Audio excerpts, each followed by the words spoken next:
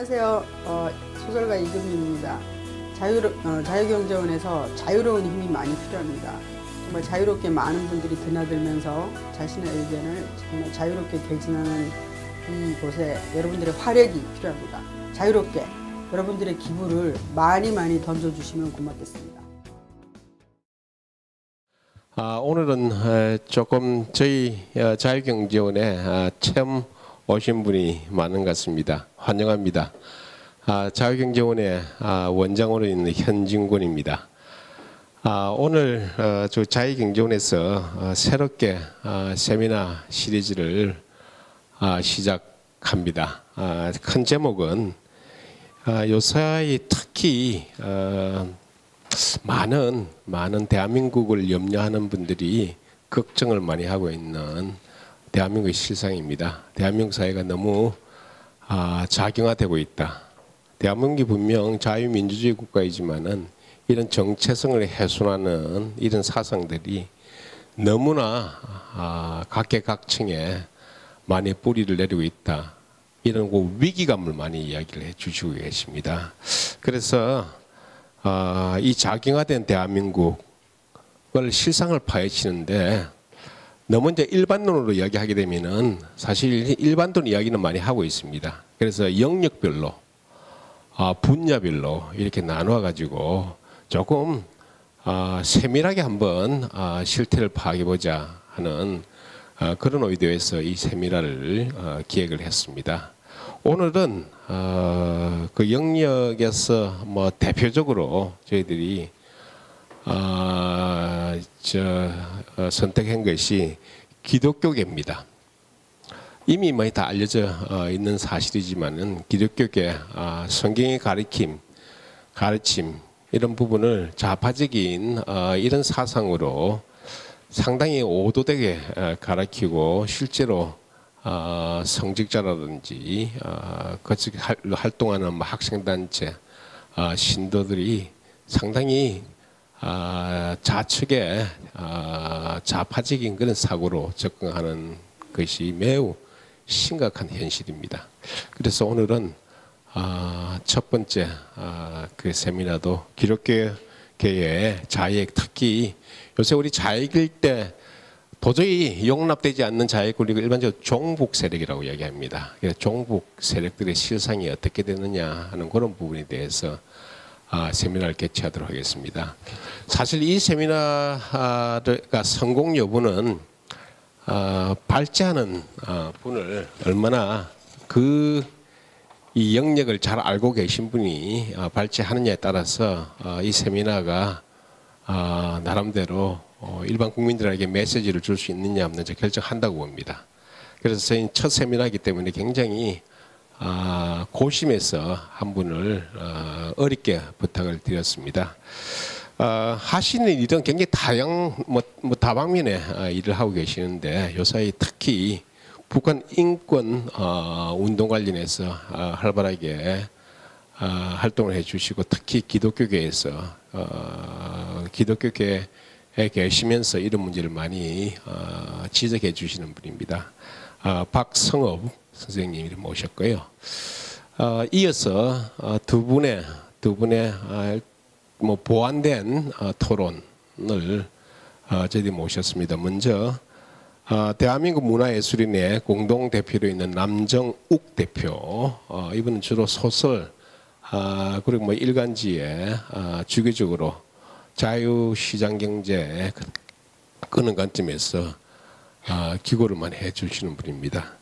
두 번째 분은 이미 이런 종북 이런 문제에 있어서 항상 목소리를 많이 높여 오션 잘 알려지신 분입니다. 자유통일문화원의 이해란 원장, 이렇게 두 분을 모셨습니다. 자, 그러면은 우리 발표를 아무리 자료를 저희들이 많이 준비를 했기 때문에 이분이 맥시멈 1시간 정도 이렇게 듣고 이어서 토론 두 분 합해서 30분 이내로 해서 토탈 1시간 반 정도 사이즈로 해서 이 세미나 마치도록 하겠습니다. 자, 그럼 먼저 발표자 박성업 선생님 부탁드리겠습니다. 반갑습니다. 저는 박성업이라고 합니다. 저는 이제 기독교계에서 교인으로서 이제 북한 분들에 대한 상황을 접하고 어떻게 하면 도울 수 있을까 하고 여러 이제 방법을 모색하던 중에 특이하게도 기독교회가 북한 인권에 관심이 없다는 걸 제가 계속 확인하게 됩니다. 근데 저희 아시겠지만 아무리 비기독교인이라 할지라도 기독교계가 항상 내거는 어떤 이념들 가치 키워드를 얘기하자면 사랑, 연합, 뭐 도움의 손길 뭐 이런 것들이라고 얘기할 수 있는데 특이하게도 북한 인권에 대해만큼은 무서워리 말지 조용한 게 기독교계였습니다. 저도 이해가 안 됐지만 나중에 제가 지금 보여드릴 이런 자료들을 접한 이후에 이런 상황이기 때문에 기독교가 북한 인권에는 침묵하지만 북한 정권에는 정말 절친한 동역자요 지원자 이런 것을 그렇게 될 수밖에 없다는 것을 좀 알게 됐습니다. 여러분 제가 오늘 나눌 내용은요 실명이 많이 등장합니다. 미리 양해 말씀을 부탁드리지만 명예훼손이나 비방의 목적이 없습니다. 제가 이 내용을 좀 얘기를 하다 보니까 지금 이미 법정으로 좀 이렇게 치르고 있는 내용이 있어요. 지금 3심까지 가 있는데 2심의 판결이 나왔습니다. 2심의 판결을 제가 미리 좀 말씀드리면 여러분 기독교는 아시다시피 아무리 기독교인이 아니라도 십계명이라는 게 있다는 걸 들어보셨을 겁니다. 십계명에서 가장 중요한 것 그리고 이것 때문에 기독교가 욕먹을 때도 있지만 그렇게 중요한 것이 뭐냐면 제1계명 나 이외에 다른 신을 두지 말라. 이게 기독교인이 아닐지라도 다 아는 그런 내용이라는 것은 익히 알려져 있습니다.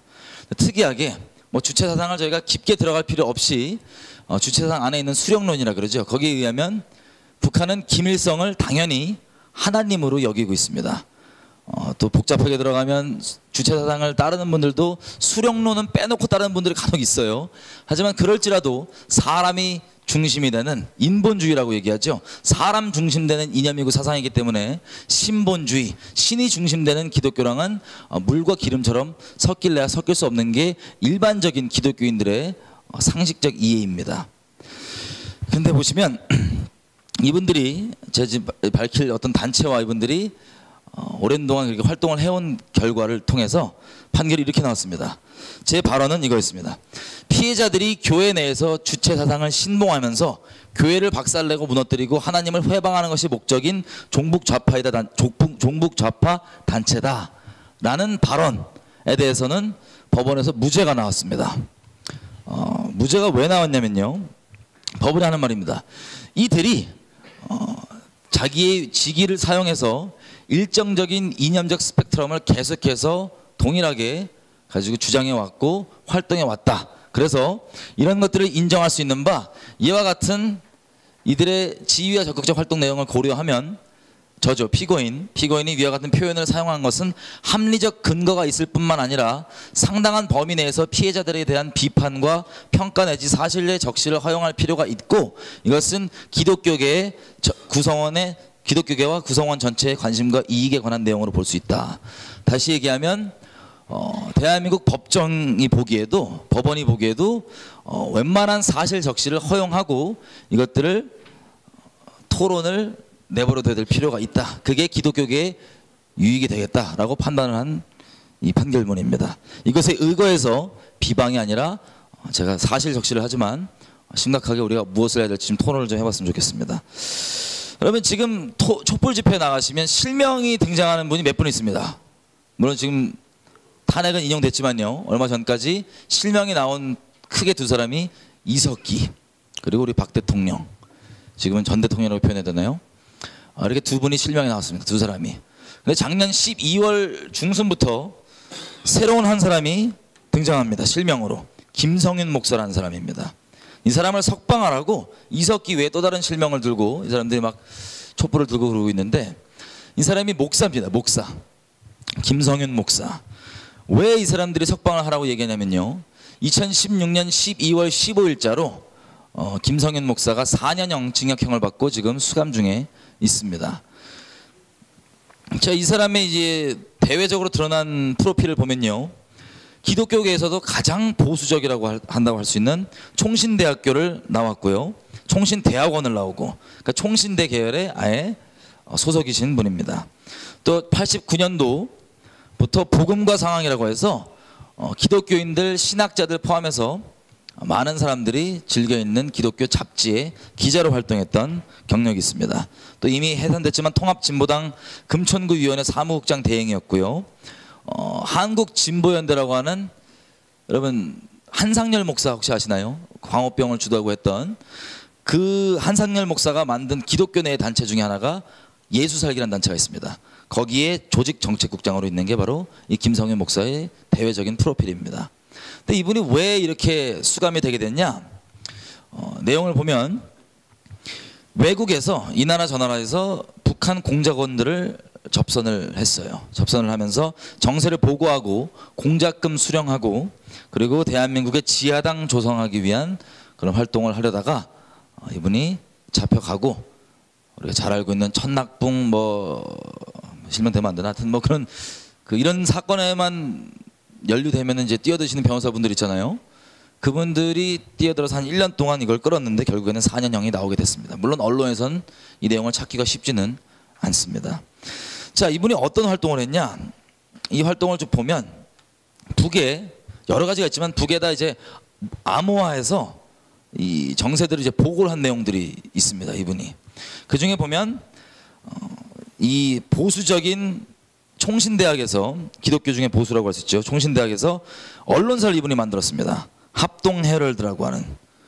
근데 보고서에 보면 뭐라고 돼 있냐, 이렇게 돼 있어요. 이 언론사를 만들었기 때문에 보수적인 기독교 지도자들에게 선전선동이 용이하고 정보 수집이 요긴하게 된다라고 북한에 보고했습니다. 본인이 만든 언론사예요. 또 우리가 잘 알고 있는 한때 2013년이었나요?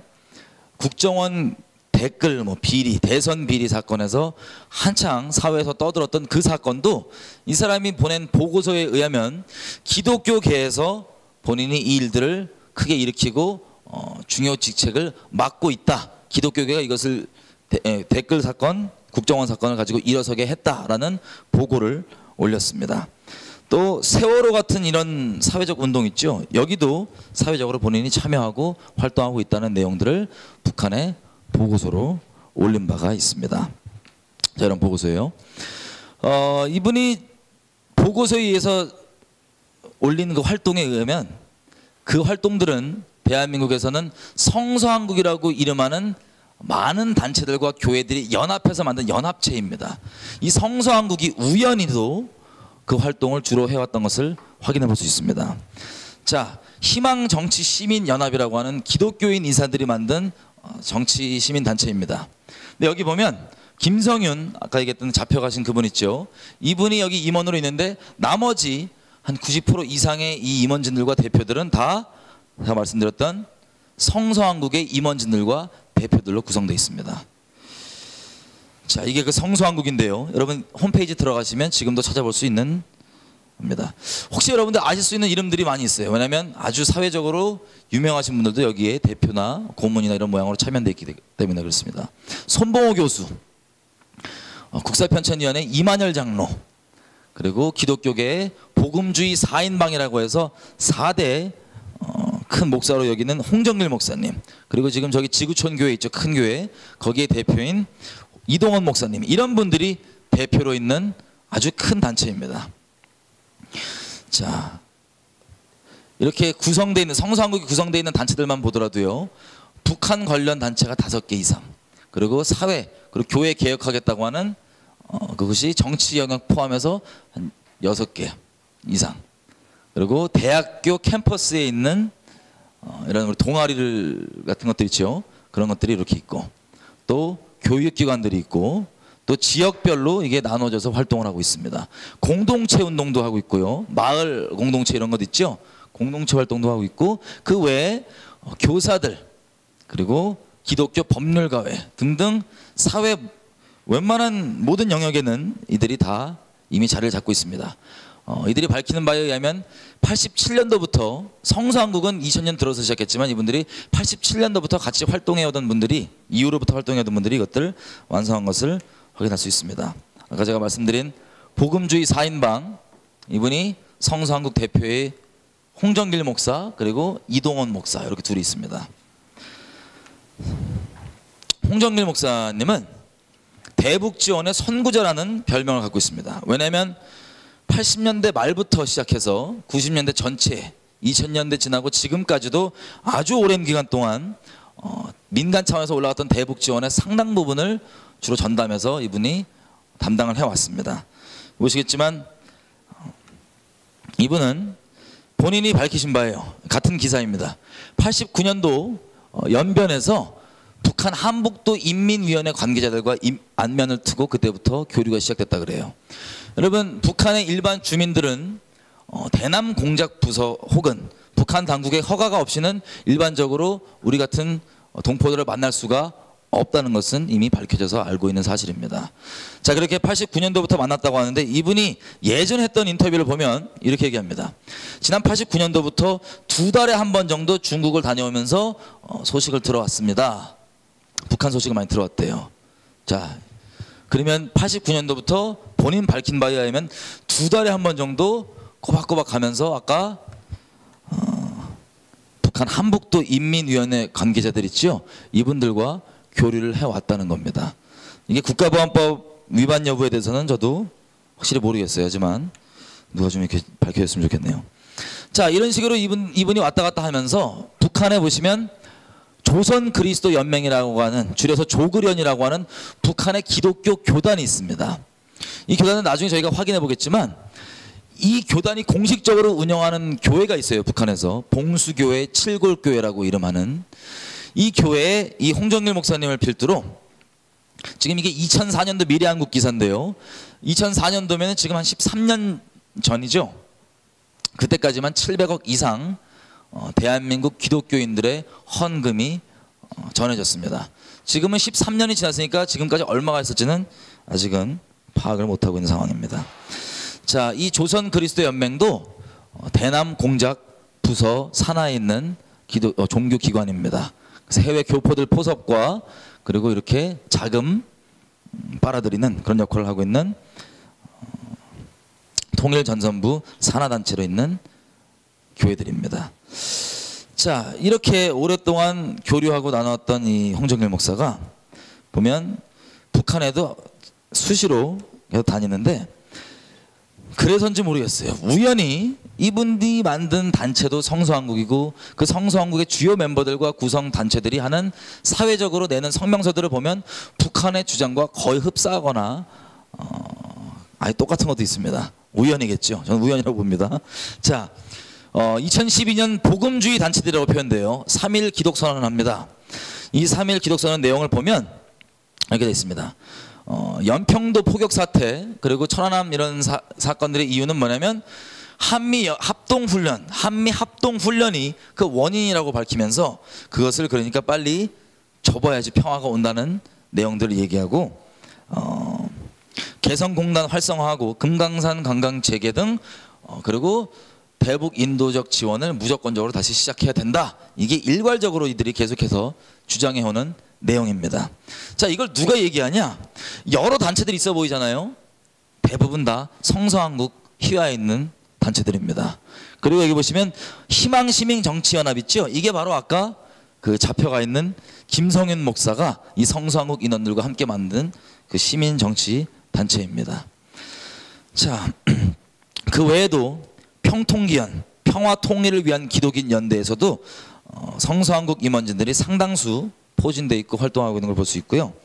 또 북한 주장 따라서 오이사 조치를 해제하고 금강산 관광 재개하라 이런 내용들을 발표하면 우연히도 임동원 전 국정원장 전 통일부 장관 있죠. 이분도 성서한국 인원들과 깊게 연계돼 있고 성서한국 전국대회에 강사로 오실 정도로 직간접적인 연결이 있는 분입니다.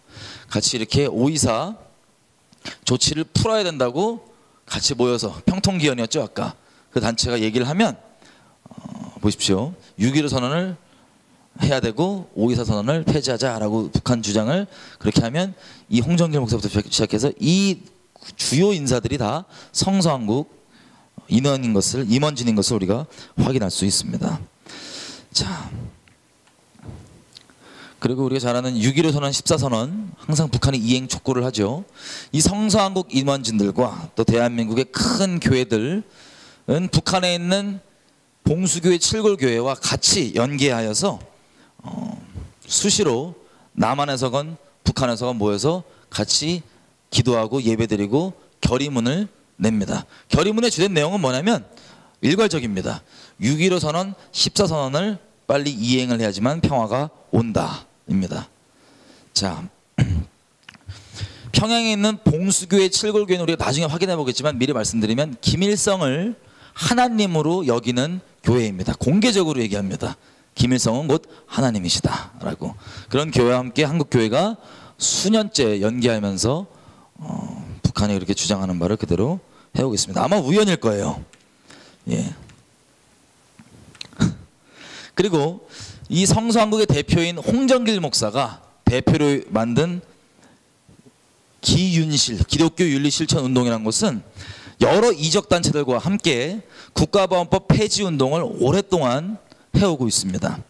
여러분, 이게 2004년 8월 10일 기독교 회관에서 모였던 국민연대예요. 국가보안법 폐지 국민연대.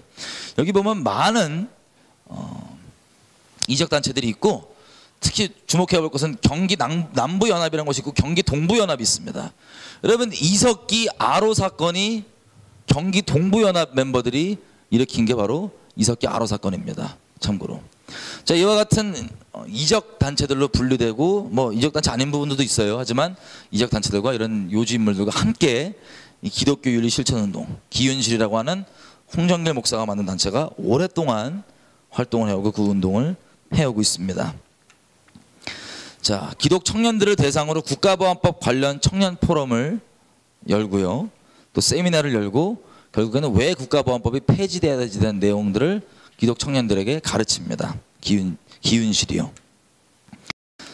자, 그리고 이들은 아시겠지만 아까 김성윤 목사가 북에 보낸 보고서 내용 중에 보면 국정원 댓글 사건 있잖아요. 대선 개입 사건. 자, 요즘엔 아시겠지만 북한이 대놓고 공개 지령을 내립니다. 인터넷으로 구국전선 혹은 우리민족끼리 같은 이곳에 대놓고 공개 지령을 내리면 한국에서 이적단체들이나 혹시 이적자로 분리된 분들이 이렇게 공개적으로 튀어나와서 저 주장을 받아서 활동을 하고 시위를 벌입니다. 근데 이 내용을 한번 보겠습니다. 이게 지금 2013년 7월 4일 날 날짜로 나온 기사인데 북한에서 공개적으로 국정원 사건을 일으키라, 이때다라고 막 선동을 공개적으로 지령을 내렸습니다. 그런데 이렇게 이적단체들이 나오는 것은 어느 정도 이해를 할 수 있는데 기독교인 입장에서 우연히 성서한국이 나서서 이 모든 걸 또 맡아서 활동을 합니다. 이게 여러 단체처럼 보이지만 다 성서한국이고요. 성서한국 홈페이지 내용입니다.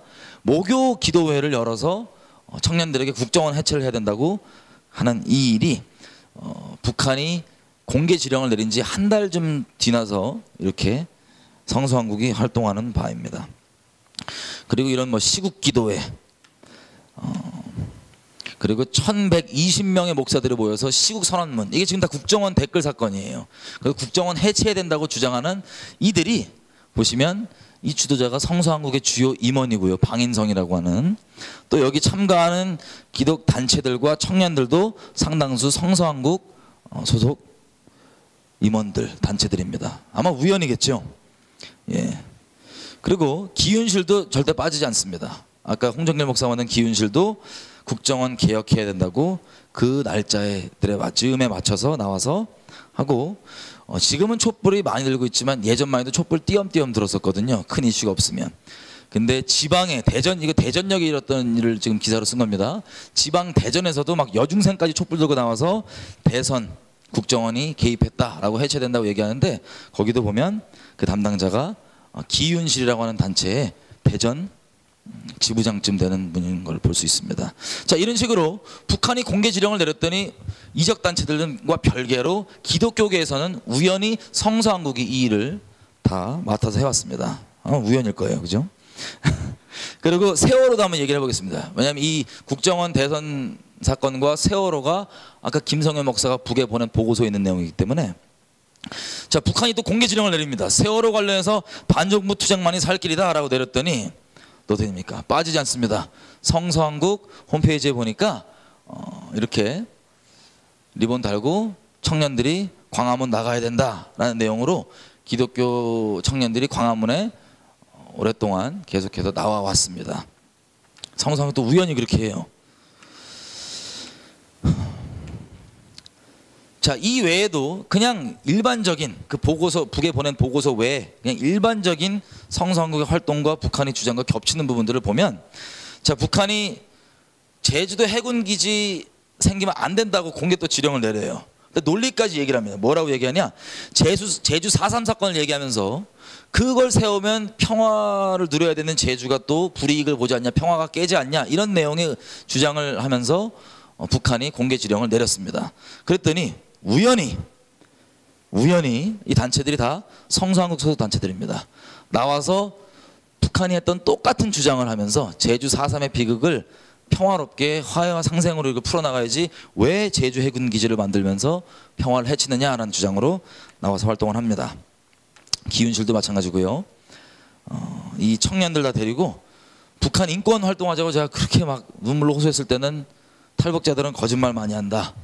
북한 인권의 내용들은 사실로 확인된 팩트가 있느냐, 증거가 있느냐 막 따졌던 분들이 이렇게 제주도 가서 그 구렁비 바위였죠. 거기 가서 막 눈물 흘리는 것들을 제가 보고 좀 많이 충격을 받았습니다. 도대체 이들이 왜 이럴까? 그리고 이들이 시위하다가 이제 불법 시위로 많이 좀 변질이 됐나 봐요. 그래서 여기 성서한국 임원진도 막 잡혀가기도 하고 그랬었습니다. 자, 예전에 광우병 사태도 마찬가지예요. 광우병 사태 때도 한국진보연대입니다. 한국진보연대가 광우병 사태가 일어나기 전에 2008년 4월 초에 모여서 이들이 뭘 할지를 좀 얘기할 때 뭐 한상열 목사나 통합진보당 전 대표였던 이정희, 그리고 여기 줄친 분들이 대부분 이적 단체들인데 여기 참가했던 그 당시 때 성서한국도 종교계 인원으로 여기 참가가 되어 있습니다. 이 이후에 일어났던 게 PD수첩의 허위 보도와 이걸 필두로 일어났던 광우병 사태였습니다. 광우병 사태가 나니까요, 성서한국의 임원진들이 급히 또 단체를 만듭니다. 광우병 기독교 대책위라고 하는 이 단체를 만들어서 기독교인들 다 데리고 광우병 시위에 앞장서고, 그리고 이분들이 연행된 걸 보아서는 아마 이 시위가 불법으로 가지 않았나 싶어요. 불 꺼지면, 해지면. 자, 이게 성서한국이 우연히 계속해서 해왔던 활동들입니다. 자, 그 외에도 여러분 사노련이라는 단체가 있습니다. 사회주의 노동자 연합이라고 하는, 이분들의 공개적 주장은 폭력으로 혁명을 일으켜야 된다라고 하는 아주 과격하신 분들인데, 이분들이 직간접적으로 뭐 했던 예전 그런 시위들, 쌍용차 뭐 등등 이런 과격 시위들 있잖아요. 거기에 보면 우연히 또 성서한국 위원진들이 거기 또 같이 참여해 있어요. 손잡고 놀러 가다 가는지 몰라도 우연히 그런 과격 시위에 성서한국 멤버들이 예전부터 여러 모양으로 다 참여를 하고 있었습니다. 자, 이랬던 성서한국인데, 이 복음과 상황이라고 하는, 아까 김성윤 목사가 주로 활동했던, 기자로 활동했던 언론사 있죠, 기독교계. 이 복음과 상황이라는 잡지를 보면 여기 한빛누리라는 재단이 나옵니다. 한빛누리. 이 재단이 복음과 상황에 어떤 기부금 확인서나 이렇게 재정적인 공식적 부분을 담당해주고 있었습니다. 또 한상열 목사가 만든 예수살기란 단체도 한빛누리라고 하는 이 재단이 같이 지원을 해줍니다. 그리고 성서한국과 나머지 성서한국 소속 많은 단체들도 제가 줄은 잘 안 쳐놨지만 다 한빛누리라고 하는 한 재단이 이들에게 자금 통로를 되어주고 어떤 재정적인 부분을 법적으로 좀 맡아주고 있습니다. 자, 성서한국 역시 당연히 한빛누리가 이렇게 하고 있고요. 성서한국 휘하 단체들도, 웬만한 단체들도 거의 한빛누리가 다 이렇게 맡고 있고요. 이들이 뉴스앤조이라고 하는 기독교 언론사가 있습니다. 교회 개혁을 표방하는데 교회를 많이 이렇게 때리시고 욕하시는 그런 언론사예요. 이 뉴스앤조이도 구성원들이 성서한국 주요 인원들입니다. 대부분. 근데 여기도 한빛누리라고 하는 저 재단이 저것들을 담당을 해주고 있습니다. 소득공제나 이런 것들을. 한빛누리는요, 예전에 인천공항 건립하고 또 이 청와대 본관과 춘추관도 설계하고 월드컵 상암구장, 국립중앙박물관까지도 설계했던 건축회사에서, 정림건축이라는 곳입니다. 거기에 대표했던 김정철 회장이 만든 재단이에요. 그분이 밝히는 바로는 왜 만들었냐? 기독교 사회 선교를 위해서 만들었습니다. 그래서 이 재단을 통해서 지금 성서한국과 기윤인실의 대표였죠. 홍정길 목사와 함께 북한 동포 지원 사업을 전개하고 40여 개 공익 선교 단체들을 지원하기 위해서 만든 단체. 이게 바로 한빛누리입니다. 40여 개 공익 선교 단체들이 성서한국 휘하에 있는 단체들도 포함될 거예요. 그죠? 자, 그렇게 만들어진 단체입니다. 또 한 가지 특이한 점은 기독교인들 입장에서는 도저히 이해할 수 없는 부분입니다. 뭐냐면 시민단체 중에 반기독 성향을 아주 강력하게 띠고 있어서 반기독 시민단체로까지 부르는 그런 단체가 있습니다. 종출연, 지금은 종감연이라 그래서 종교법인법 추진연대, 지금은 종교권력감시연대라고 얘기하는데 이 단체의 대표가 이드라는 사람이에요. 이 사람은 공개적으로 뭐라고 얘기하냐면 자기의 소신 자체가 예수를 소멸하고 기독교를 박멸하는 게 자기의 존재 목적이라고까지 얘기하는 그런 분인데, 이분이 이렇게 얘기합니다. 공개적으로 자기는 기독교를 어떻게 파멸시킬 거냐, 비방하는 방식으로, 그러니까 욕하고 이렇게 까는 걸로 기독교를 소멸시키겠다가 이분의 공식적 발언입니다. 그 외에도 뭐 예수님을 이렇게 거의 육두문자로 욕하고 하는 그런 단체의 대표, 그런 분이 대표로 있는 게 바로 종출연입니다. 정말 특이하게도요, 이 단체를 만든 발기인들을, 처음 만든 사람들을 보면 그 성서한국의 주요 인원들이 이 반기독 단체라고 할 수 있는 이 단체를 같이 만들었습니다. 누구와?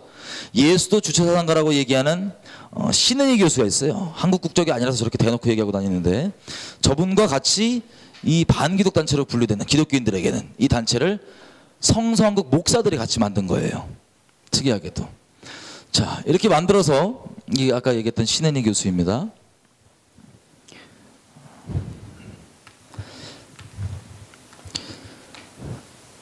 자, 이 내용이 언론에 공개가 되니까 여기 같이 단체를 만들었던 목사가 인터뷰를 합니다. 뭐라고 인터뷰하냐?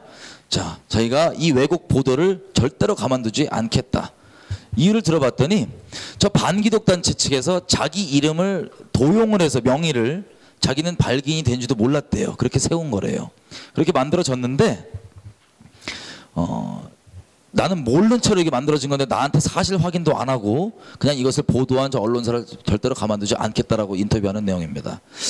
글쎄요, 상식적으로는 제가 만약에 저분이셨으면 제 이름을 도용한 그 반기독 단체에게 먼저 좀 따졌을 것 같은데, 거기는 둘째고 일단 이것을 보도한 언론사에 절대로 가만히 있지 않겠다고 얘기합니다. 그래놓고는 결론적으로는 개인의 소신이 맞기 때문에 계속해서 자기는 그 단체와 활동을 하겠다라고 얘기하는 게 이 인터뷰의 주요 원인입니다. 사실 이게 기독교계에서는 이해하기 상당히 어려운 부분이거든요.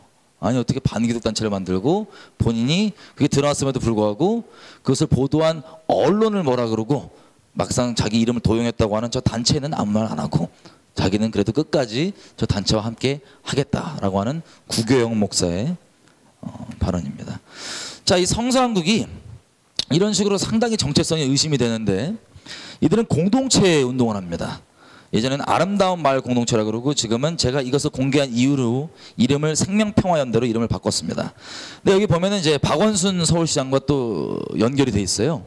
박원순 서울시장이 마을 공동체들 관련해서 여러 개 이제 좀 지원하고 활동하려고 하는데, 그 차원에서 이 아름다운 마을 공동체를 PR을 해줍니다. 성서한국의 공식적인 공동체. 근데 이분들 얘기를 들어보면 특이한 게 뭐라고 얘기하냐면, 자기들이 공동체로 모인 이유가 공유와 물질의 이 공유를 위해서, 그리고 코뮌을 위해서 모였다고 얘기해요. 코뮌. 그럼 코뮌이 본인들이 어떤 의미로 얘기하는지 모르겠어요. 그 독일 단어로 K를 시작하는 그 코뮌을 얘기하는 건지. 자, 그리고 이분들 얘기로는 여기에 있는 멤버들이 오마이뉴스와 뉴스엔조이 같은 언론 기사들을 주로 생산을 하고 모여 있는 곳입니다. 그리고 이들이 기독청년 아카데미라고 하는 교육기관을 만들어서 이 코뮌을 위해서 모인, 이 물질의 공유를 위해서 모인 이분들이 이 내용들을 교육한다고 합니다. 자, 이분들이 갖고 있는 인터넷상에서 본인들 커뮤니티에 주고받는 내용들을 보면요, 이런 내용들입니다. 장난이래요, 본인들 말론. 주체적인 사상투쟁을 통해서 통일 과업을 이루는 그날까지 조르고 졸라야 한다 라고 이들이 그냥 장난으로 막 얘기하고요. 심심하면 북한 노래 부르고 공동체에서. 그리고 기독교인들이 이해하지 못하기 어려운 내용인데 찬송가 대신 민중가요 부르고 새벽기도 이런 거 대신에 이제 새벽 요가하고 막 그럽니다. 자, 이분들이 만든 언론사 중에 이제 뉴스앤조이라는 게 있어요. 이분들이 주로 이제 운영해가는 뉴스앤조이에 대해서는 이렇게 얘기합니다. 교회 내부 개혁 세력의 전위 조직으로 건실하게 세울 것이다. 여러분, 뉴스앤조이가 교회 내부 개혁 세력이라고 하는데 보통 기독교인들 입장에서는 이게 하나님 말씀으로 교회를 회복한다 그러거든요. 근데 이분들은 주체 사상으로 통일한다 그러니까 뭐 모르겠어요. 또 이분들이 김일성의 가르침을 공유를 합니다, 서로. 이 내용은 이제 구국전선에 올라와 있는 일반인들은 접촉할 수 없는 그런 자료들을 그대로 퍼와서 이들끼리 공유를 하는 건데, 이게 무슨 내용이냐? 북한 인권 문제가 자꾸 제기가 되니까 사실 기독 신앙이 없더라도 인권 문제는 당연히 거기에 호응하고 반응해야 되는 부분이잖아요. 지금도 작년 기준으로 유엔이 12년째 공식적으로 유엔 북한 인권 결의를 이제 결의하듯이, 그래서 이분들이 이제 이거를 스스로 이제 연구를 했나 봐요. 어떻게 과연 우리가 여기 대처를 하고 얘기를 할까? 그래서 김일성의 말들을 쭉 공유하고 연구를 해서 결론을 냅니다. 이 결론이 아주 심플하게 얘기하면 서구 미국이 얘기하는 인권 개념과 북한의 인권 개념은 다르다. 미국의 인권 개념은 뭐 이동의 자유 뭐 이런 건 있어서 자유롭게 보일지 모르나 실업률 어떻게 할 거냐? 그 답이 안 나오지 않냐?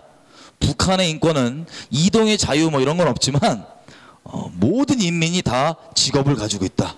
실업률 없다. 그래서 인권이 개념이 이렇게 다르기 때문에 계속해서 이 개념 다른 인권을 들이대는 이유는 미국이 북조선을 무너뜨리기 위한 계략에 불과하다. 인권 문제는. 이렇게 김일성이 결론을 내립니다. 근데 이게 이분들의 그냥 연구 목적이었다. 물론 이거 가지고 공유하는 것도 법적으로 안 되죠. 연구 목적이었다 그러면 흔히 그렇게 볼 수 있다. 충분히 그렇게 볼 수도 있다라고 너무 궁금하면 법적인 감수하겠다 그러면 볼 수도 있다고 생각해요. 근데 중요한 것은 이런 가르침들이 어떻게 퍼져나가냐.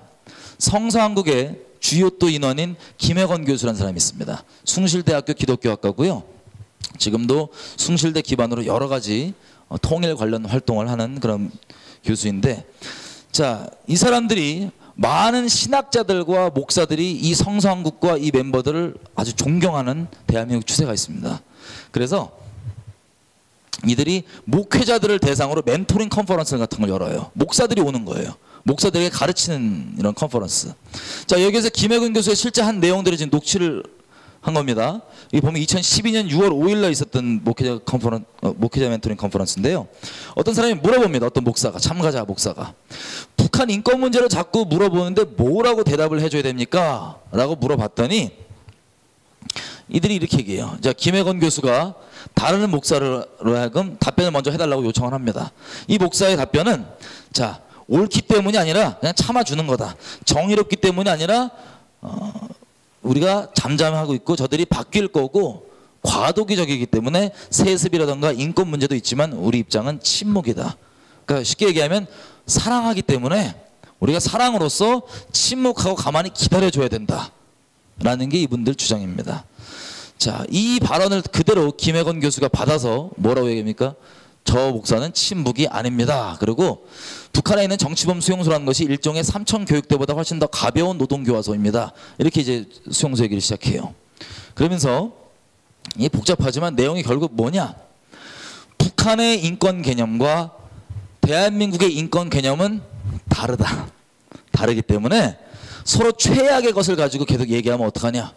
만약에 북한이 우리나라 조폭 문제, 이게 다 비교가 되는지는 궁금한데, 조폭 문제 가지고 이게 계속 늘어지면 대화가 되겠냐? 우리도 북한의 최악의 부분을 잡지 말고 인권 개념이 다르기 때문에 그걸 계속하면 남북의 대화가 되겠냐? 대화가 안 된다. 개념이 다른 인권을 계속 들이대지 말자. 뭐 이런 내용입니다. 이 내용이 우리가 아까 확인한 바에 의하면 누구의 주장이에요? 김일성의 주장입니다. 김일성. 자, 이 성서한국의 몇몇만 김일성의 이름을 연구하는 게 아니라 한번 생각해 보십시오. 지금 이 얘기를 듣는 게 이 사람들을 존경해서 배우겠다고 나와 있는 목사들입니다. 이들이. 그럼 이들이 지금 방금 들은 건 김일성의 가르침을 배운 거예요. 김일성 이름은 안 달려 있어요. 그죠? 그러면 이 목사들이 이걸 듣고 아 그렇구나 하고 자기 교회 가서 성도들에게 가르칠까요? 안 가르칠까요? 가르칩니다. 이 내용을. 네, 이 내용을. 왜? 이걸 지금 들은 목사들은 이게 김일성의 가르침인지 몰라요. 이걸 듣고 예수님의 가르침이 아니라 교회에 이런 식으로 김일성의 가르침이 계속 퍼져 왔던 겁니다. 이해가 되시죠? 자, 교회가 그래서 작용화가 점점 되는 거예요. 이 존경하는 목사들을 통해서, 물론 이분이 인식이 있는지 없는지 모르겠지만 우연히 성서한국 멤버들이 인권 문제에 대해서 연구하고 봤던 김일성 가르침이 이렇게 퍼져나가고 확산이 됩니다.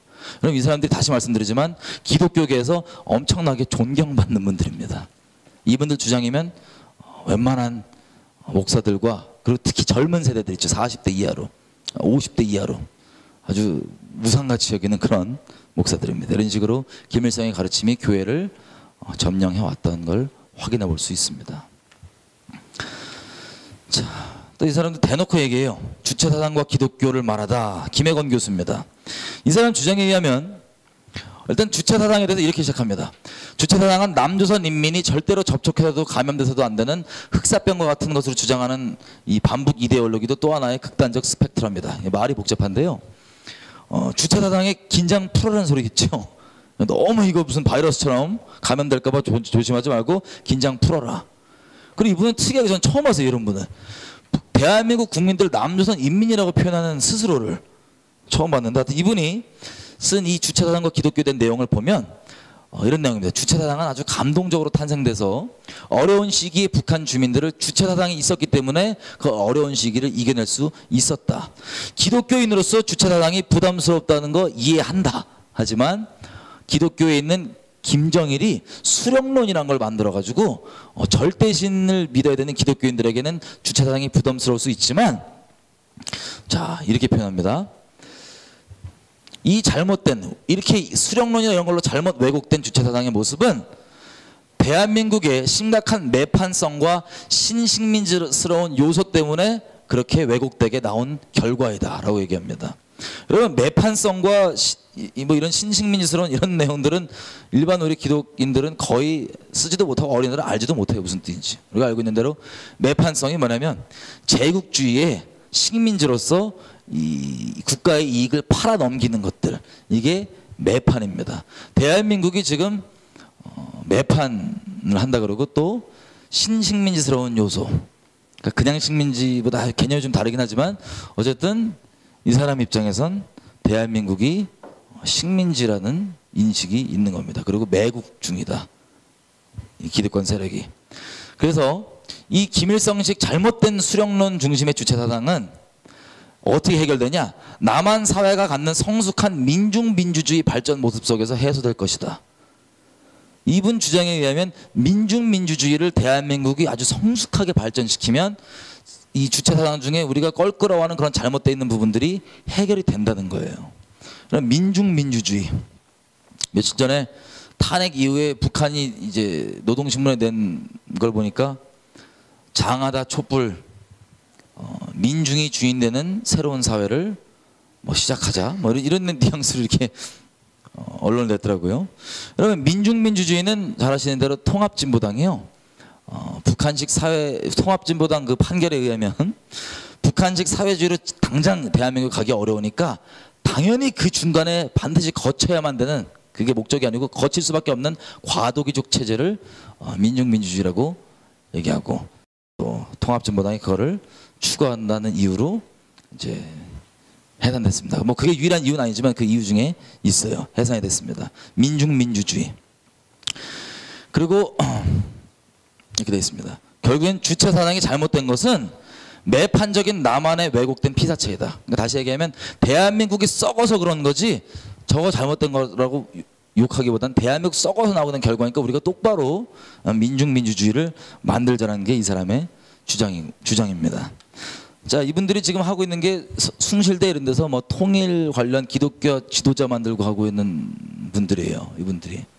자, 이런 내용들이 전파되고 나눠지니까 당연히 기독교계의 지도자들이라고 하는 사람들, 그리고 기독교인들은 좌경화가 될 수밖에 없습니다. 이분이 PD 계열인지 NL 계열인지 아주 애매한 노선에 있지만 어쨌든 대한민국의 자유민주주의 체제는 이분들이 추구하는 바가 아닌 것 같아요. 자, 이들이 운영하는, 성서한국이 운영하는 아카데미를 갔다 온 사람들의 소감에 의하면 주사파 운동권 갔다 온 것 같다. 이들의 소감입니다. 소감. 주사파식 교육의 장. 이게 언론에서 그냥 아예 얘기하는 거예요. 크리스천 투데이라는 곳에서.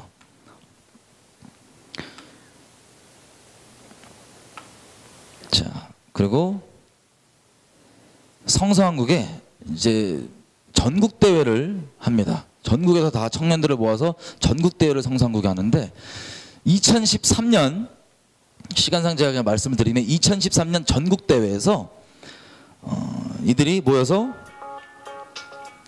집회를 하는데 지금 보시는 이런 영상들 있지. 이게 저녁에 메인 강의 직전에 틀어주는 영상입니다. 이 영상은 이들이 만든 건데 바벨론 제국주의에 대해서 우리가 물들면 안 된다라는 내용들의 이제 영상이에요. 근데 이 영상의 결론이 뭐냐? 이 영상의 결론은요, 놀랍게도 이런 내용입니다. 역사를 보면 계급이 있어 왔잖아요. 그런데 지금 자유로운 민주주의 사회라고는 하지만 돈이라는 보이지 않는 계급이 계속 존재하는 것 같고, 그리고 우리는 이미 자본주의 시대라는 배 위에 올라서 있습니다. 물길을 따라 흘러가다 보면 나는 누구인지, 왜 이곳에 있는지 잊고 살 때가 많습니다. 만몬과 바알이, 그러니까 돈 귀신이 지배하는 바벨론 제국, 과연 우리는 누구일까요? 이런 식으로 이 청년들 몇 명이 나와서 이 자본주의 사회에서 자기가 아무리 노력하고 뭐 해도 씨알도 안 먹힌다는 내용들의 인터뷰들과 구성을 한 다음에 결론은 우리는 그렇게 안 보이지만 이 사회는 돈에 의해서 뭐가 있다고요? 계급이 있대요. 계급이 있는 것처럼 여겨진다.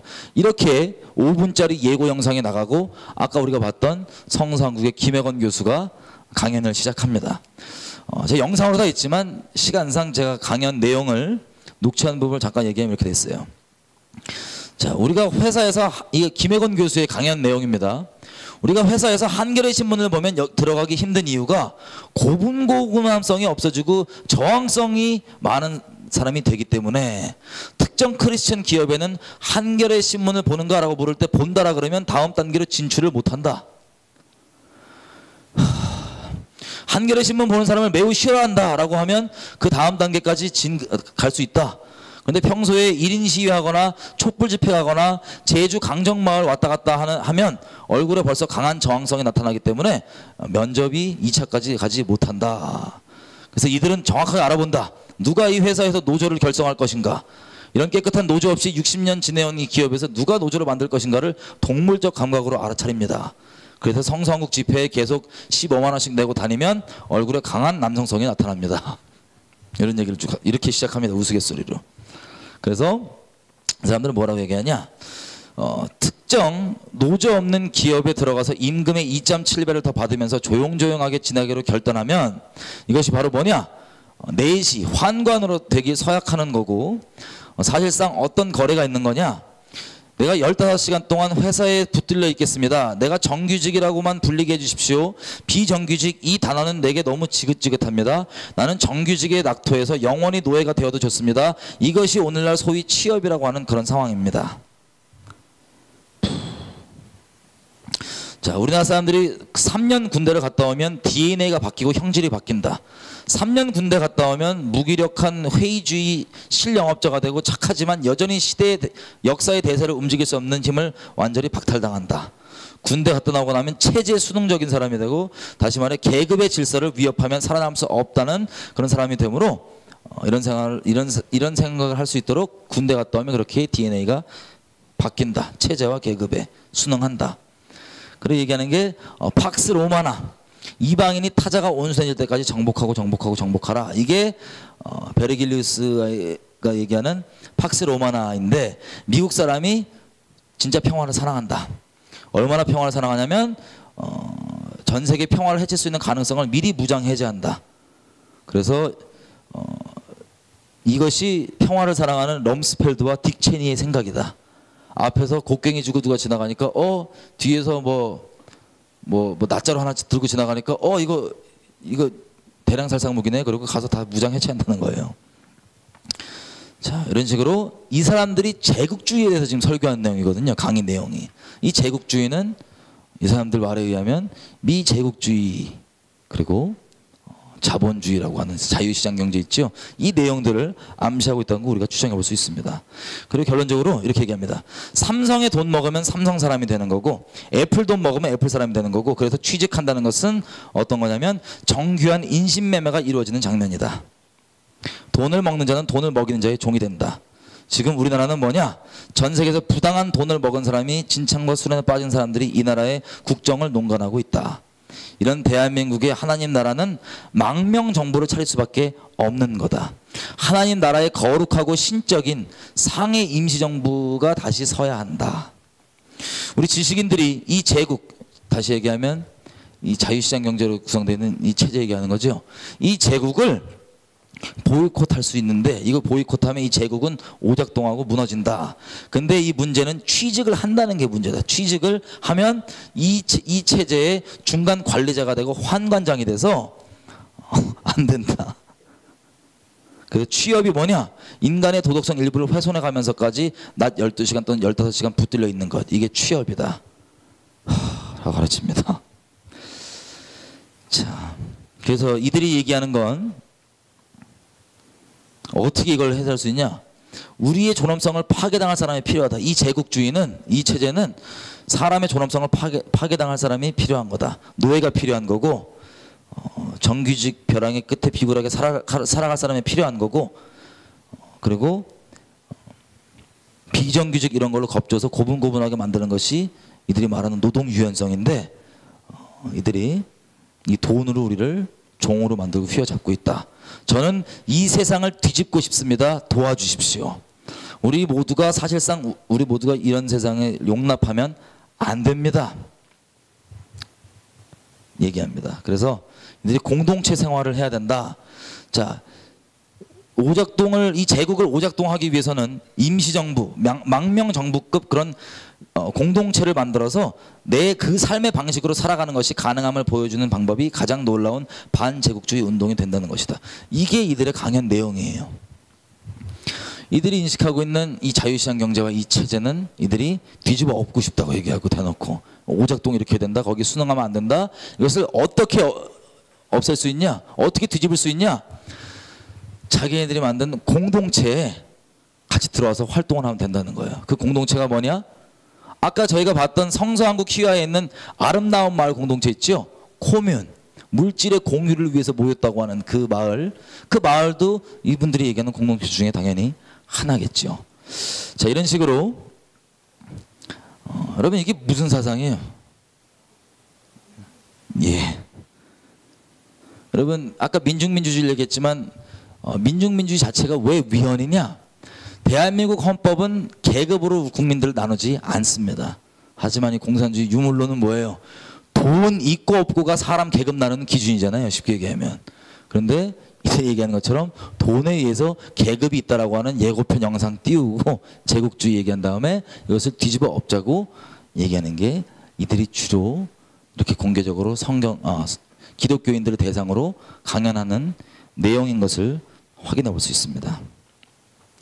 이분들은 아예 뭐 국가도 인정하기가 참 애매한 것 같아요. 이렇게 얘기해요. 2008년도에 이 주요 인원이 구교영이라는 목사가 쓴 글입니다.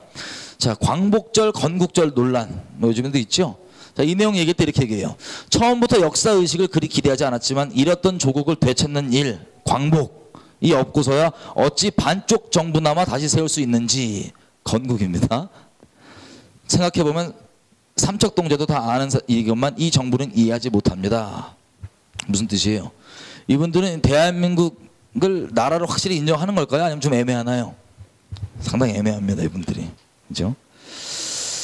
자, 이런 식으로 하면서 이들이 열심히 활동하는 내용들은 평화협정 체결해야 된다고, 1인 시위하고, 기독교인들 내에서 항상 평화협정 운동을 이들이 이렇게 벌입니다.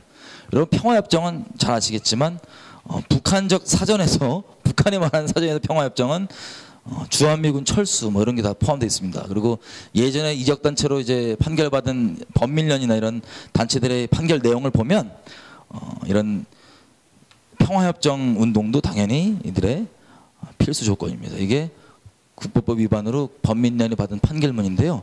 여기 보면 외국군 철수, 핵무기 철수, 휴전협정의 평화협정으로 대체, 국가보안법을 비롯한 악법의 철폐 등 이런 것들이 이적단체의 요소라는 거예요. 이 판결로 범민운동 이적단체가 됐는데 지금 보면 성서한국도 사실 크게 다르지 않아 보입니다. 이런 이적단체들의 활동과. 자, 문제는 뭐냐면요, 이 성서한국이 워낙 기독교계에서 큰 단체이다 보니까 이런 내용들이 어떻게 계속 퍼져나가냐, 그러면 기독교계에서 계속해서 한 몸이 되자, 서로 하나가 되자라고 하는 사람 듣기에 좋아 보이는 이런 말들을 하면서 연합운동을 많이 펼칩니다. WCC라고 하는 것부터 시작해서 여러 가지를 하는데, 이 WCC 같은 것도 교회들이 다 하나 되자 이런 거예요. 근데 2014년도에 3년도에 WCC 부산에서 한 그 총회에서 낸 성명서를 보면 이런 내용입니다. 자, 한반도의 평화를 위해서 우리가 이걸 해야 된다. 결의서를 내는 거예요. 이 교회가 전체가 다 모여서 북한에 대한 기존 경제 제재와 금융 제재를 해제해야 된다. 그리고 이 지속적인 인권 위기에 대해서 어떻게 하냐, 인도적 지원을 다시 시작해야 된다. 이게 이들의 결의문 시작 부분입니다. 이들 주장에 의하면 우리가 알다시피 일반 우리 북한에 살아남고 계신 분들은 재래식 자유경제 시장이지만 장마당 이런 토대로 많이 살아남고 계시잖아요, 그죠?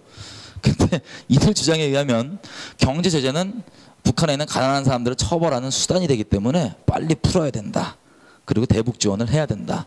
그리고 비핵화에 대해서는 이 중국과 똑같은 말을 씁니다. 한반도 비핵화. 그래서 이 원자력 발전소도 그 핵 아니냐. 그래서 북한 핵뿐만 아니라 이것도 같이 풀어야 된다. 한반도 비핵화를 해야 된다. 원자력 발전소 대한민국도 없애고 북한도 그러면 이거 없애면 저것도 없앨게 라고 하는 한반도 비핵화 얘기를 합니다. 평화를 위해서. 많은 분들이 속을 거예요. 그리고 미국 때문에 이 한반도 지역에 신냉전이 여전히 유지되고 있고, 그래서 한반도의 평화를 위해서는 한반도에 지금 하고 있는 모든 외세, 모든 군사훈련을 중단하라. 결국은 뭐 중단하라는 거예요? 예, 한미훈련제 중단하고 결론적으로 평화협정을 이룩하자. 주한미군 철수하자. 뭐 이런 내용입니다. 이게 성서한국뿐만 아니라 성서한국이 워낙 유명하고 큰 단체다 보니까 여기에 있는 분들이 또 직간접적으로 움직여서 많은 단체들이 있어요. NCK, 뭐 기독교 웬만한 지도자들이 다 모여있는 이분들이 사랑과 화합, 평화 이름으로 이렇게 대남 노선, 북한의 대남 노선을 그대로 주장을 하고 있는 실정입니다. 지금 상황이. 이렇게 공개적으로 주장을 해도 이미 오랜 기간 동안 이들이 고의인지 우연인지는 전 잘 모르겠지만 그런 식으로 아까 몇 가지를 봤죠. 대놓고 공산주의, 대놓고 이 NL이 뭡니까? NL이 주사파들이 흔히 있는 그 NL 사람들의 인식은 대한민국은 식민지와 미 제국의 식민지인데 이것을 빨리 해방을 해야 되는데 그러기 위해서는 이런 일들이 필요하다. 이 내용과 같잖아요, 그죠? 이 내용들이 교회의 공식적인 주장이고 가르침인데 누구 하나 잘못됐다고 얘기하거나 이거에 대해 반론을 들지 못하고 있습니다. 왜? 다 동조를 하고 있어요. 이렇게. 이게 평화고 사랑이라고 생각하는 거예요. 단순히 성서한국뿐만 아니라 다 이러고 있습니다. 자, 그러다 보니까 이게 주류가 돼 있고, 이 외에도 성서한국 외에도 크게 이제 제가 아까 말씀드렸던 평양에 있는 봉수교회입니다. 여러분, 북한에 보면은 정리를 해보겠습니다. 김일성을 하나님으로 믿는 봉수교회 칠골교회. 자, 거기에서 조선 그리스도 연맹이라고 하는 교단이 만든 교회예요. 흔히 기독교계는 교단이 있으면 신학교를 기반으로 그 교단이 있고요. 대표적인 교회들이 그 밑에 있는데 북한에 있는 조선 그리스도 연맹은 주체신학이라고 표현합니다. 통일신학, 주체신학. 이 신학이 김일성을 하나님으로 여기는, 성경에 나와 있는 하나님과 메시아를 김일성으로 여기는 그 내용으로 만들어진 봉수교회 칠골교회입니다. 자, 홍동근 목사라고 하는 사람이 만들었는데요. 저기 애국 열사령에 지금 묻혀 있는 사람입니다. 북한에. 이 사람을 필두로 대한민국의 기독교계는 크게 이렇게 세 기둥이 있어요. 이런 북한의 의견들을 본인이 인식이 있는지 없는지 모르겠지만 추종하는 분들이 크게 세 기둥이 있는데 오늘 좀 자세히 본 것들은 이쪽 기둥입니다. 뭐 여러분 아시겠지만 향림교회나 이런 교회는 대놓고 좀 활동하기 때문에 이미 아실 거라 생각합니다. 이렇게 있고요. 그리고 외국인 목사인 오대원 목사, 이분이 예수전도단이라고 하는 아주 유명하고 큰 기독교 선교 단체를, 아주 오래된 단체를 만드신 분인데, 이분 필두로 예수전도단 자체가 그러진 않지만 예수전도단 출신의 유명한 사람들이 이렇게 뉴코리아라는 운동을 합니다. 뉴코리아 운동 얘기를 풀어서 들어보면 낮은 단계 연방제와 거의 다를 바가 없습니다. 그냥 북한만 뭐라 그러지 말고 대한민국 너도 썩었기 때문에, 이들이 잘 쓰는 양비론을 사용해서 둘 다 나쁘다, 대한민국 너도 썩었기 때문에 너는 뭐 묻은 게 북한을 나쁘다고 손가락질 하지 말고 기독교인답게 겸손하고 아주 낮은 마음으로 너나 잘해라. 그래서 북한이건 대한민국은 썩었지만 서로 장단점이 있기 때문에 둘이 합쳐서 새로운 한국을 만들어 보자 라는 뭐 그런 주장입니다. 자, 이런 것들 계속 해오는데, 이 인원들도 저쪽뿐만 아니라 이 인원들도 북한에 다 엄청나게 왔다 갔다 하십니다. 그렇습니다. 예, 이상입니다.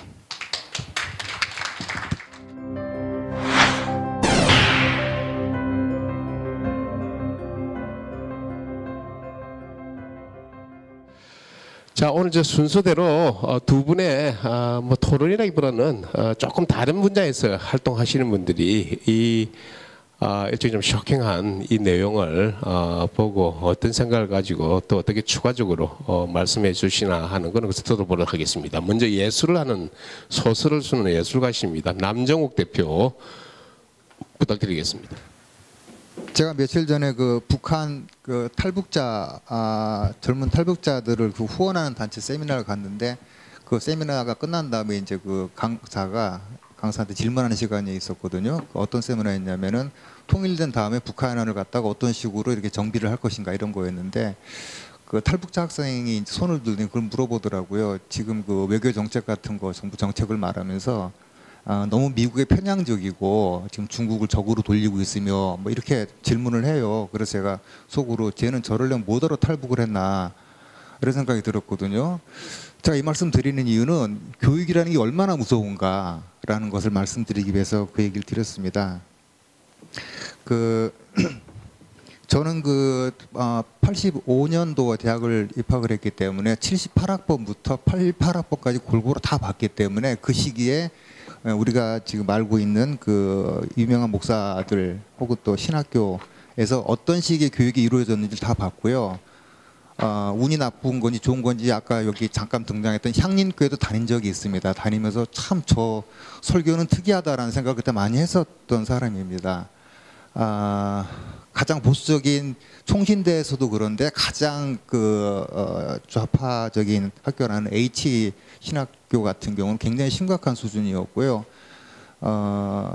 지금 말씀드리는 거는 어떤 팩트를 갖다가 제가 이제 말씀드리는 거죠. 어떤 걸 보여드릴 수가 없기 때문에. 그런데 세미나 하러 가면은 주체 사상을 이제 대놓고 공부를 합니다. 그냥 주체 신학이라고 하면서. 그러면서 거기 처음 참여하는 사람들이 이제 좀 당황하게 되면은 오히려 이렇게 조롱하는 초보신가 봐요. 그러면서 이제 이랬던 그 분위기 속에서 다녔습니다. 여기 인쇄물 보게 되면은요, 저는 이제 여기 대부분 단체들이 많이 등장해서 한 개인이 어떤 식으로 종북이라든가 주체사 사상을 갖다가 이렇게 몸에 가지게 되는가 하는 그런 과정을 잠깐 설명을 드리려고 합니다. 한국 기독 학생의 총연맹이라고 있습니다. KSCF라고요. 요게 이제 되게 오래된 단체인데요. 일제 시대에 크리스천 학생 이제 운동 단체 YNCA, YWCA, 뭐 장로교, 감리교, 성결교 이런 것들이 다 통합이 돼가지고 해방 후에 대한 기독교 학생 전국 연합회라는 것이 만들어졌습니다. 그게 이제 65년도에 YMCA하고 통합을 하면서 현재 그 KSCF라고 하는 그 단체로 활동을 하는데, 지금도 종로 연지동에 그 본부가 있습니다. 그래서 당시 이제 육계교단이라고 하는 뭐 예장 통합 기장 뭐 이런 것들을 다 포괄하는 그런 가장 큰 대학생 단체였습니다. 근데 이 KSCF의 그 90년대 이후 활동을 보게 되면은 1991년 6월 1일 전대협 출범식 참가, 1991년 8월 15일 범민족 대회 참가, 1994년 5월 27일 한총련 출범식 참가, 94년 8월 15일 남북 인간 띠입기 대회와 범민족 대회 참가. 그 다음에 최근 2013년에는 국가정보원 대선 개입 진상규명 및 민주주의 수호를 위한 916명 시국선언, 이런 것들에 다 참여를 하고 있는 단체가 이 KSCF입니다. 활동을 보시게 되면 얘네는 기독교 단체가 아닙니다. 실제로는 가장 큰 오래된 단체임에도 불구하고요. 이 단체가 처음 이제 등장한 게, 언론에 등장하기 시작한 게 전태일이 분신을 했던 때부터입니다. 그때 어떤 기록이 나오냐면은 기독교 학생들도 세문학교에서 추모 기도회를 했고, 한국기독학생총연맹, 아까 말씀드린 KSCF도 연동교회에서 추모 예배를 갖고 근로기준법의 정당한 시행을 촉구했다. 뭐 이런 것들로 이제 시작이 됩니다. 이게 전태일 분신 직후의 활동이고요. 그 사진은 87년도인가요? 그 미제 용병교육에 반대하면서 분신한 서울대 김세진이라는 학생입니다. 이 학생 사진도 자기는 홈페이지에 갖다 놨는데, 요 밑에다가 성경 말씀을 써놨습니다. 나를 따르려면 누구든지 자기를 버리고 제 십자가를 지고 따라와야 된다. 그리고 5.18 자료집을 제일 먼저 만든 데도 바로 이 KCF입니다. KSCF인데요. 광주여 민족의 십자가여. 민족의 십자가여, 이제 뭐 문병란 시인의 시에서 나온 거긴 한데, 십자가라는 단어 갖다가 이제 아무래도 자기들이 기독교 단체니까 이제 특별히 썼던 것 같습니다. 85년 4월 15일에 나왔는데, 거기 보면 이런 내용들이 이제 실린 전단들이 이제 같이 들어있는데, 특전단은 우리 젊은 학생들을 총칼로 찔러 배를 갈라 죽이고 어쩌고저쩌고, 뭐 심지어는 어린이들을 개머리판으로 골통을 부셔 죽였다, 이런 것들이 들어있는 그런 자료집입니다. 여기 한 사람이 제가 인생 궤적을 잠깐 살펴봤는데, 요 5.18 자료집, 이 자료집을 만든 사람이 이해삼이라는 사람인데 민노당 최고위원이었고요. 이 자료집 만들 당시에 KSCF의 회장이었습니다. 그러니까 사실은 운동단체이긴 하지만은 기본적으로 기독교 학생들이 가입되어 있는 단체이기 때문에 신앙심이라는 게 있어야지 정상이거든요. 그래서 제가 이 사람의 블로그를 한번 들어가 봤더니 이런 내용들이 많이 적혀 있습니다. 한반도 평화통일 위협, 개성공단 남북협력 사업방해, 미국의 일방적 패권은 결국 용납되어서는 안 된다. 7페이지 보겠습니다. 미국이 군사독재를 배후 조정했다는 사실을 드러냄으로써 한반도 민중들에게 반미의식을 갖게 한 것이 5.18의 의미입니다. 그 다음에 뭐 구체적인 현 상태에서 중요한 것들은 국가보안법 철폐, 그 다음에 뭐 천안함에 탄력받은 반북모략, 이런 것들인데, 제가 블로그를 뒤지는 동안에 조금 신기했던 거는 KSCF라고 하는 가장 최고의 기독교 학생 단체 회장을 했던 사람의 어떤 기록에서도 하나님, 신, 교회, 기도, 이런 것들은 한마디도 등장을 하지 않습니다. 저는 그냥 좋게 생각하기로 했습니다. 엄청난 계기로 기독교를 끊었다 생각을 갖다 하고 싶은데, 아까 우리 박성업 선생님도 그런 말씀하셨습니다만은, 김성수 선생님도 그런 말씀하셨지만은, 우연인지 어쩐지 KSCF의 회장까지 했던 사람의 블로그에 어떤 종교적인 멘트도 안 들어가 있다는 이 우연에 대해서 저는 생각을 안 해볼 수가 없는 것입니다. 80년대, 70년대 이제 후반부터 해방신학이 민중신학이 되고 주체신학으로 갔던 때는 80년대 성당이나 교회 다녀본 분들은 다 합니다.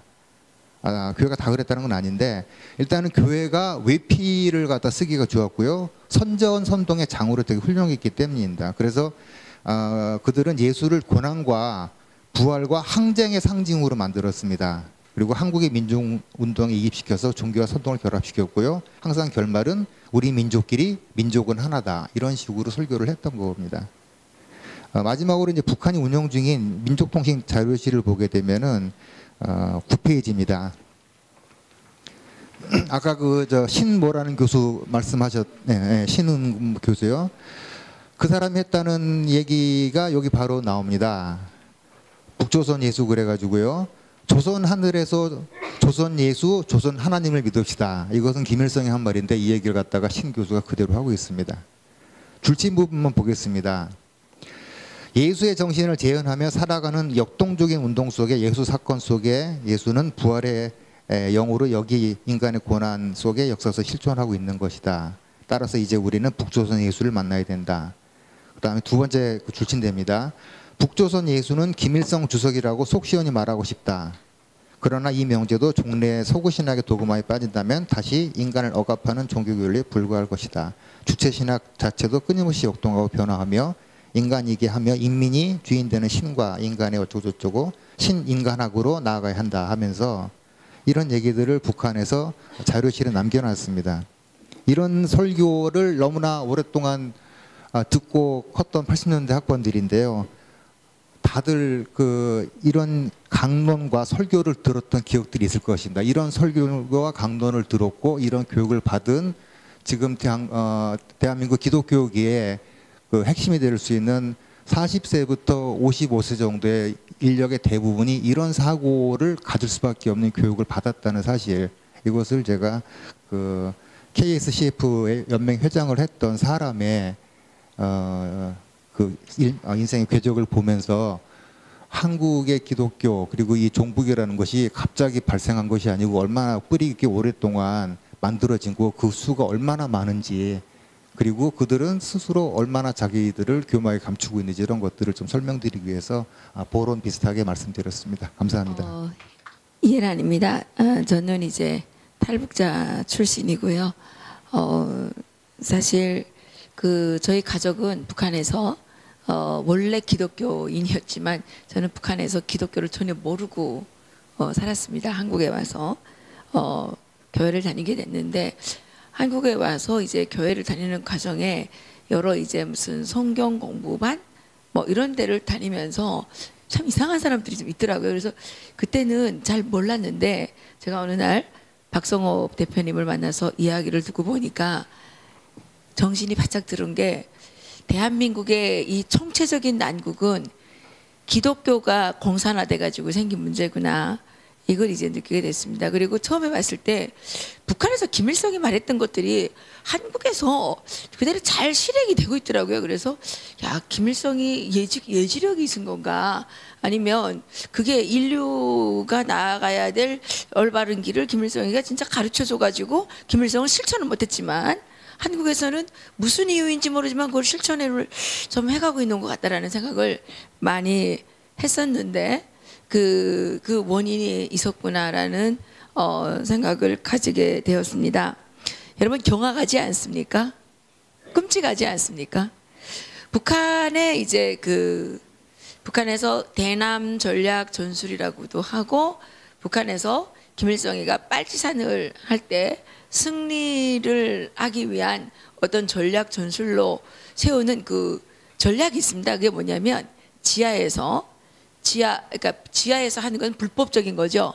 아주 불법적인 것과 그 다음에 반합법적, 그러니까 어떻게 보면 합법적인 것 같기도 하고, 그래서 거기서는 반합법적 또는 비합법적이라고 그래요. 그런 활동으로 이제 하다가 이것을 이제 반합법에서 합법으로 이렇게 발전을 시킵니다. 그래서 제가 이거를 이제 우리가 집을 살 때를 대입을 한다면 지하에서 살다가 반지하로 나왔다가 또 이제 뭐 빌라 같은 거 낮은 집에 좀 살다가 돈 많이 벌면 저기 고층 아파트 이제 좋은 데로 올라가는 것처럼 이렇게 네 가지 발전 단계를 거치게 되는데, 보니까 지금 한국은 이 발전 단계에 넘어서 지금 고층 아파트에 올라갔는데 너무 높이 올라가 가지고 전혀 보이지 않는 그런 상황 속에 있다는 것을 저는 말씀드리고 싶습니다. 저는 다른 부분은 잘 모르겠고요. 제가 탈북자 대학생들을 데리고 이제 영어 성경 공부를 시작을 했고, 그 아이들을 만나는 과정에 이 아이들이 너무 좌파적인 생각을 많이 하기 때문에 깜짝 놀라서 이제 그 학생들을 데리고 한 10몇 년을 이제 씨름을 해왔습니다. 그러는 과정에 여러 사람들을 만났고 여러 목사님들을 만났고 이제 그러는 과정 속에서 보니까 이 대학생 단체 속에 끼어든 특히 기독교 통일운동, 여기가 지금 상당히 오염이 많이 돼 있는데요. 저희 단체에 있는 학생이 그때 성균관대학교에 다니는 학생이었는데 이 친구를 그 제가 회장을 시켜놨는데 어느 날 그 저기 거기를 저기를 갔다 오더니 그 뉴 코리아 운동 무슨 대학생 단체가 있어요. 이렇게 연세대학교 애들도 모이고 뭐 이렇게 모이는 애들이 있는데 그 모임을 백이찬 씨가 지도를 한다 그러더라고요. 그래서 신천에서 무슨 모임을 하는데 우리 모임에서 끝나고 거기를 이제 계속 갔다 왔는데 어느 날 와가지고 노무현 대통령 사망됐는데 아버지 사망된 것보다 더 슬프게 울고 있더라고요. 그래서 내가 뭐라고 그랬는데 얘가 이제 회장을 때려치고 나갔어요. 근데 그 아이로 말하면 13살 때 꽃제비가 돼서 북한을 탈출한 아이입니다. 그런데 한국에 와서 신앙도 아주 좋았어요. 교회를 아주 열심히 다녔습니다. 그런데 교회를 열심히 다니는 아이들 중에 좌파가 되는 애들이 상당히 많습니다. 특히 교회적으로 무슨 북한 사역하는 이런 교회들에 다니면서 애들이 거기서 이제 오히려 북한에 있을 때보다 더 세뇌가 돼가지고 뭐 연방제 통일을 강력하게 주장을 하는데 제가 그 학생들하고 싸울 수가 없는 거예요. 얘네들은 뭐 제가 얘기하는 거를 듣지를 않고 그러면 무조건 자기 주장을 내세우는데 딱 말하는 형태를 보게 되면 이종희가 왔다가 울고 갈 정도의 그런 수준으로 이제 돼 있는 겁니다. 그 유코리아 아까 그 대표 유코리아의 이제 그 예수전도단 그 오대원 목사의 수양딸이라고 하는 오테레사라는 이 친구가 있는데 이 친구가 이제 처음에는 여의도 순복음교회를 다녔고 과정 속에서 뭐 오테레사라고 이름도 바꿔가지고 원래는 이름이 방모인데 이름을 여러 번 바꿔가지고 어느 이름이 진짜 이름인지는 좀 잘 모르겠어요. 근데 어쨌든 오테레사라는 이름으로 불리는데 이 친구가 그 오대원 선교사의 수양딸로 자처를 하면서 그쪽 이제 있는데 탈북자들이 이쪽으로 빨리 빨려 들어갈 수 있는 부분은 뭐냐면 지금 통일 전문가, 북한 전문가라고 하는 분들 중에 기독교인들이 있습니다. 여기에서 이 뭐 그 이름을 거명해도 되는지 모르겠지만 그 허문영 장로겠죠?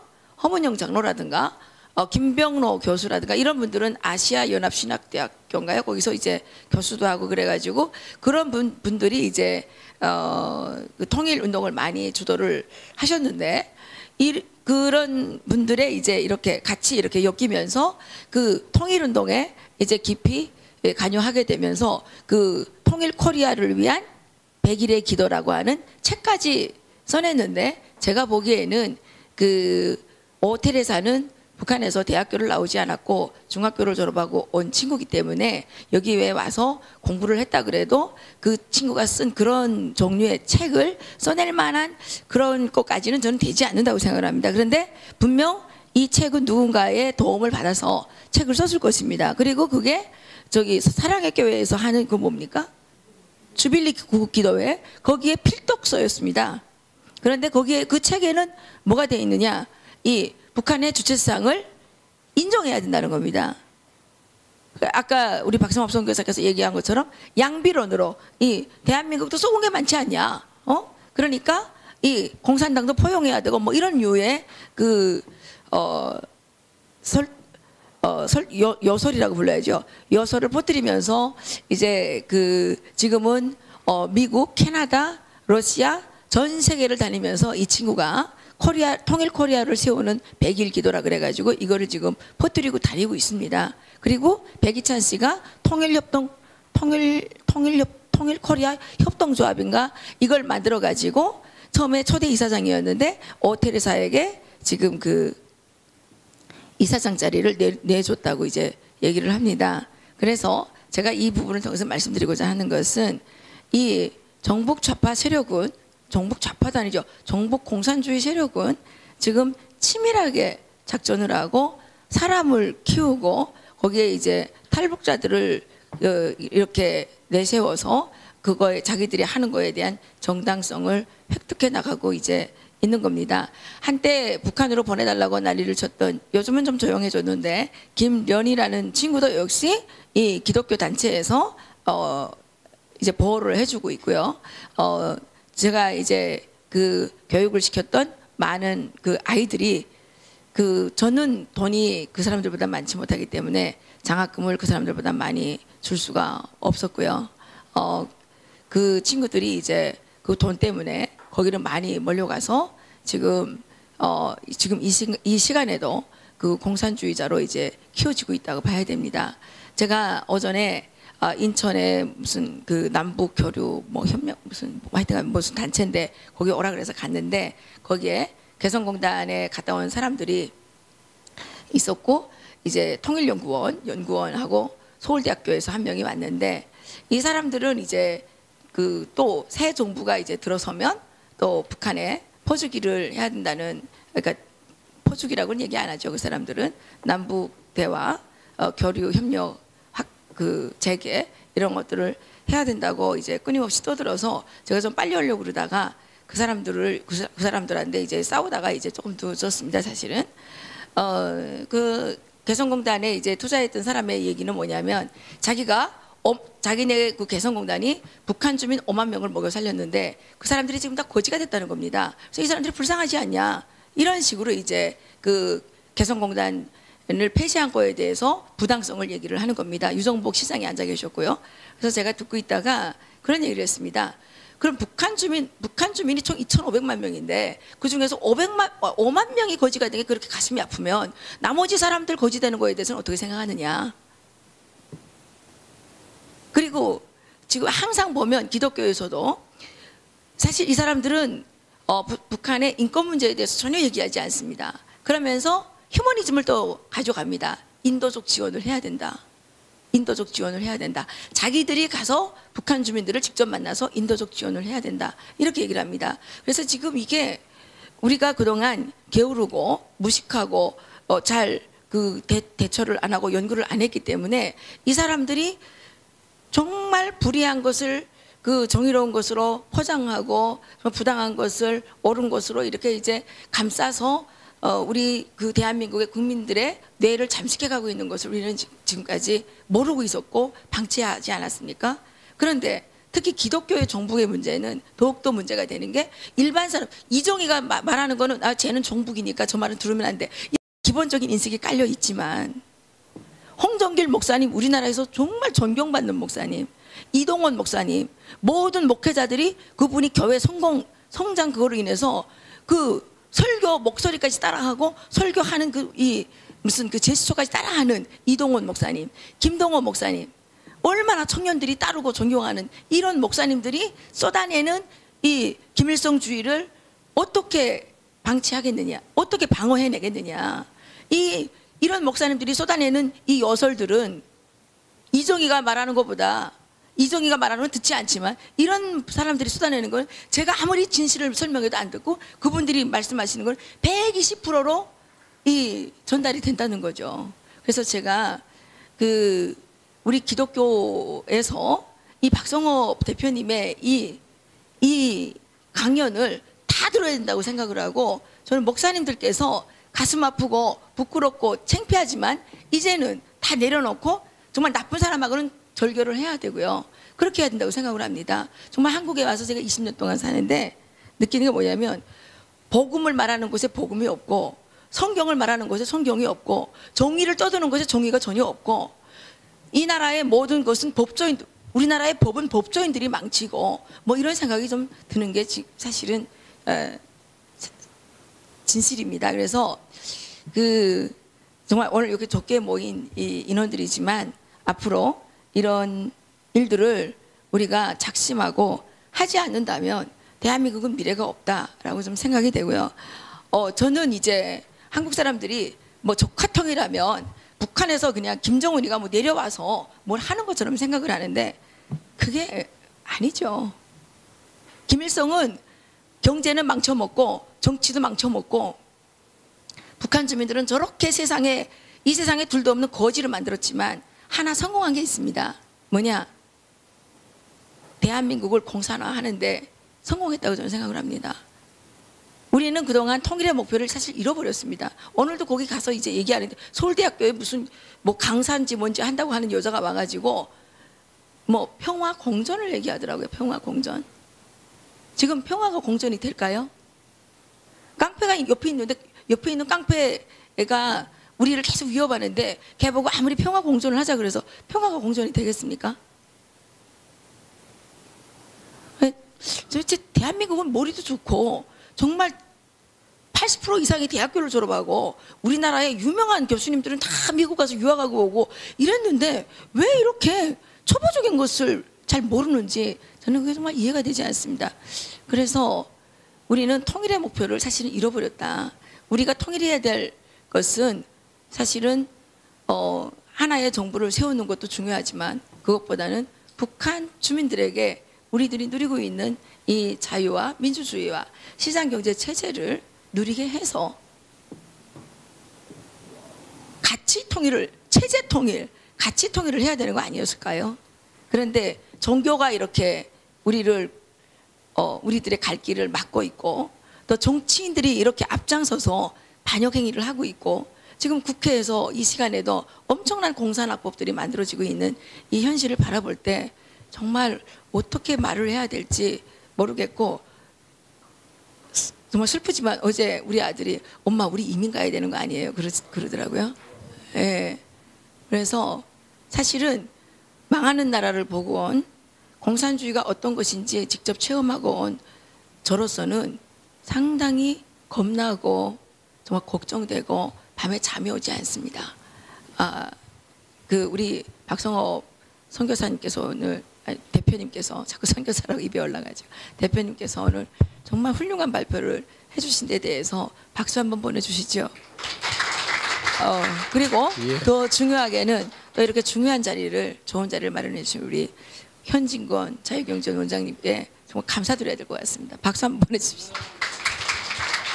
네, 저 마치겠습니다. 고맙습니다. 자, 두 번째 토론자하고 우리 박성엽 우리 대표께서 한 1시간 정도 말씀해 주셨는데 한 혹은 두 센텐스로 두 문장으로 오늘 말씀하시고 싶은 그 메시지를 짧게 좀 이야기해 주시죠.